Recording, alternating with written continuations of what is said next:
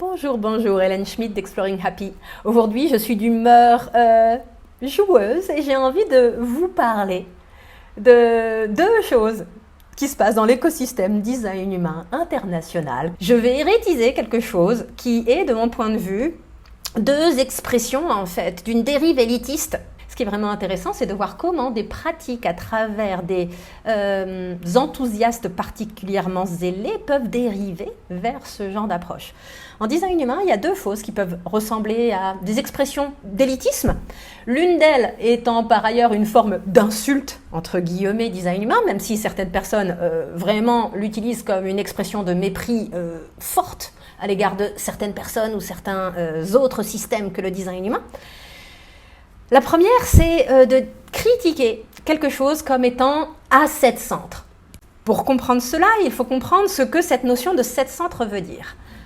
Il y a eu visiblement, je dis visiblement parce que c'est vraiment un aspect de la mythologie histoire design humain qui me fait mon spleen et la porte 18, ils disent on n'est pas sûr que c'est correct ce truc-là, mais bon, peu importe, on peut vivre sans la preuve.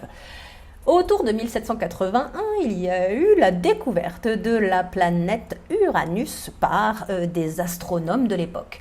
Et ça a été, a priori, c'est réputé être le moment où l'humanité a muté d'une forme à sept centres, donc limitée, très mentale, très mercantile, très individualiste, très stratégique, à une humanité à 9 centres. Ça correspond aussi à l'avènement des projecteurs qui sont réputés être apparus comme par magie à ce moment-là. Ne m'en demandez pas plus, je n'ai pas creusé. Et puis il y a une autre partie de moi qui me dit en fait on s'en fout, appliquons le design humain, regardons si ça fonctionne et toute la mythologie autour du truc, on peut la laisser de côté.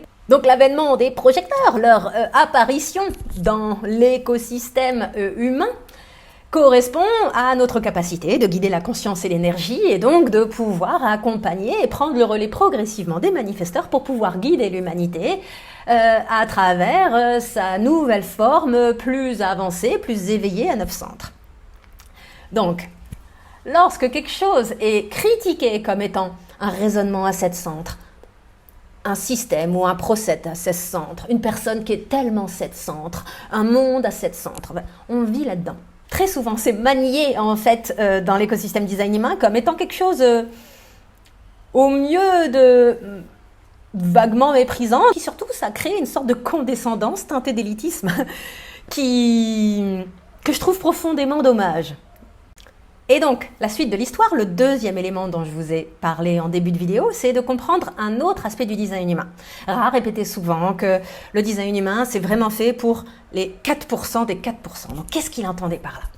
Eh bien, cette notion de 4% des 4%, c'est tout simplement le fait que, selon lui, seuls 4% de l'humanité allait être exposés au design humain, et parmi ces 4% exposés au design humain, seuls 4% d'entre eux allaient vraiment s'engager jusqu'au bout dans leur processus d'éveil à soi-même à travers stratégie, autorité et déconditionnement.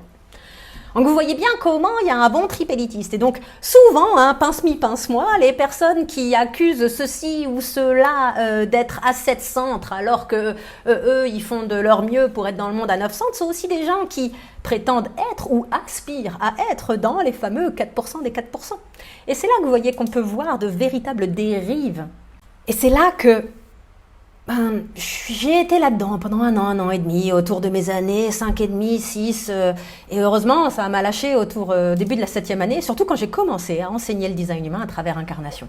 Ça avait déjà pris forme à travers les programmes, principalement pour projecteurs, qui avaient précédé Incarnation.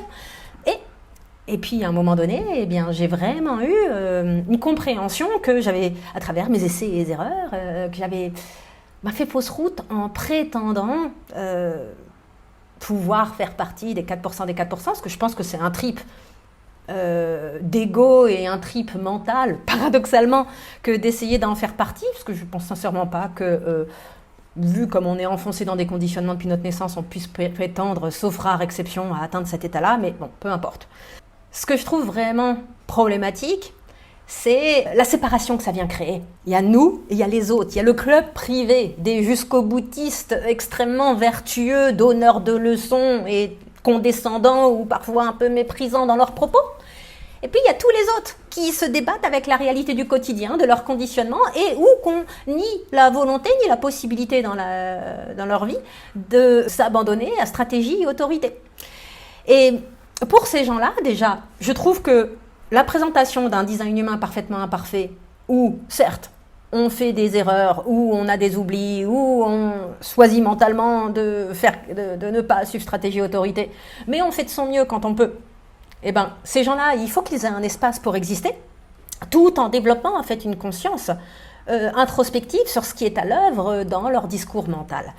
Et deux, eh ben, c'est là que je trouve ce qui est réputé être à cet centre, que l'utilisation de tout un tas d'éléments caractéristiques du design humain pour mener une introspection, eh bien, sachez que ça c'est critiqué, alors que pour moi, il y a une valeur ajoutée fantastique pour l'écrasante majorité d'entre vous d'entrer dans le design humain sous cet angle-là, voire même pour la plupart d'entre vous aussi d'y rester, ce que vous ne ferez pas pour partie des fameux 4% des 4%.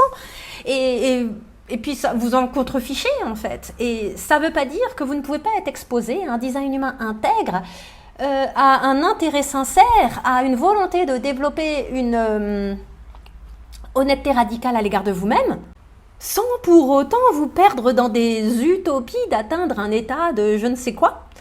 J'ai vraiment pu voir ce genre de dérive aussi dans certains enseignements spirituels ou énergétiques que j'ai pu recevoir, et j'ai échangé avec tout un tas d'amis au cours du temps, des gens pour la plupart pas du tout ou très peu éduqués au design humain, qui ont vu ce genre de dérive. En fait, le problème, ce n'est pas l'enseignement. Le problème, c'est comment les gens se l'approprient, et pour essayer de prouver leur valeur, pour avoir l'assentiment de quelqu'un ou quelque chose, vont pousser les choses à l'extrême. Je connais des gens qui ont fait partie des tout premiers élèves de Ra, dont l'un d'eux que je suis sur Instagram et avec qui je suis en contact régulier, qui tiennent exactement le discours de ce que je suis en train de tenir, qui aussi se permettent de dire que sur certains sujets, Ra avait profondément tort, et qui, en fait, quelque part, viennent tuer le maître, ce qui, je pense, est un processus très sain à un moment ou à un autre. Surtout si on va avoir des tendances à être dans le non-soi du G, même si celui-ci est défini, dans le non-soi du spleen ou dans le non-soi de l'ego-cœur. Ça, c'est la triplette terrible. Combinez cela avec une tête ouverte et un ajna soit non défini, soit dysfonctionnel, même s'il est défini, et vous avez la recette pour s'accrocher aux idées de quelqu'un d'autre, développer des certitudes coûte que coûte, chercher la sécurité à l'extérieur de soi-même à travers un enseignement, une personne, un lieu, une relation, chercher l'appartenance et la direction avec le centre G, et essayer de prouver sa valeur à travers cette gargarisation élitiste. Donc voilà, l'ironie de la situation ne m'échappe pas, en ce sens où il y a quelques années, j'ai créé quand même pas mal de contenu, surtout sur Insta je crois, pour alerter sur les dangers du pop HD et du design humain simplifié. Ça reste, maintenant j'admets que c'est une porte d'entrée acceptable. Mon design humain à moi n'est pas simplifié. Mais par contre, les grains de sel, les doutes raisonnables, les expériences pratiques nuancées font partie de mes transmissions, que ce soit à travers mes programmes alignés sources ou que ce soit à travers les programmes, on va dire, plus à la carte que je propose allègrement. Et j'aime me voir évoluer, j'apprécie le fait que j'assume mes changements de position, j'apprécie le fait que vous soyez, vous, les témoins de cette évolution, que vous voyez que notre rapport au design humain peut être vivant, que rien n'est figé, et qu'on peut tout à fait avoir un positionnement qui évolue, et c'est d'ailleurs très sain vis-à-vis d'un outil, d'une pratique, d'une conviction, tout en gardant une approche intègre à l'égard de celui-ci. Donc voilà, si vous souhaitez en savoir plus sur les différents services que je propose, les différents liens sont dans la description de la vidéo, et j'espère que cette vidéo vous aura apporté des éclairages, des déculpabilisations, en tout cas c'est le but. Portez-vous bien!